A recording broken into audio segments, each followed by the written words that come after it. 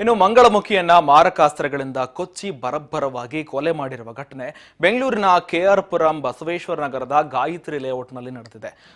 ಕೋಟಿ ರೂಪಾಯಿ ಹಣವನ್ನ ಸಂಪಾದಿಸಿ ಕೋಟ್ಯಾಧಿಪತಿಯಾಗಿದ್ದ ಹಾಗೂ ಕನ್ನಡ ಪರ ಸಂಘಟನೆಗಳ ಮೂಲಕ ನಾಡಿನ ಸೇವೆ ಜೊತೆಗೆ ಹೋರಾಡ್ತಾ ಇದ್ದ ಈ ಮಂಗಳಮುಖಿ ತನುಶ್ರೀ ಮದುವೆ ಮಾಡಿಕೊಂಡು ಸುಮಾರು 3 ತಿಂಗಳಿಗೆ ಈ ಕೊಲೆಯಾಗಿದೆ.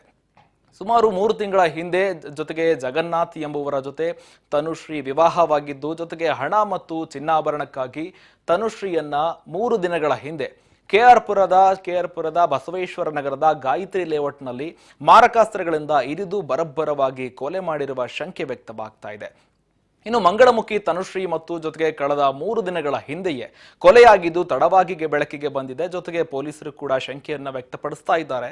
ಕೃತ್ಯದ ಬಳಿಕ ಪತಿ ಜಗನ್ನಾಥ್ ಹಾಗೂ ತನುಶ್ರೀ ಅವರ ಮನೆಗೆಲಸದಾಕೆ ಇಬ್ಬರು ಕೂಡ ಪಾರಾಗಿದ್ದಾರೆ. ಜೊತೆಗೆ 40 ವರ್ಷಕ್ಕೆ ಬರುವ ವೇಳೆ ಜೊತೆಗೆ ತನುಶ್ರೀ ಕೋಟಿ ಆಸ್ತಿಯನ್ನು ಕೂಡ ಹೊಂದಿದ್ದು ಕರ್ನಾಟಕ ರಕ್ಷಣಾ ವೇದಿಕೆ ಕಾರ್ಯಕರ್ತೆ ಕೂಡ ಆಗಿದ್ರು. ಹಾಗೆ ಸಂಗಮ್ ಜೊತೆಗೆ NGO ಕೂಡ ನಡೆಸ್ತಾ ಇದ್ರು. ಜೊತೆಗೆ ತನುಶ್ರೀ ಹಲವು ಸಾಮಾಜಿಕ ಕಾರ್ಯಕ್ರಮಗಳಲ್ಲೂ ಕೂಡ ಭಾಗಿಯಾಗ್ತಾ ಇದ್ರು.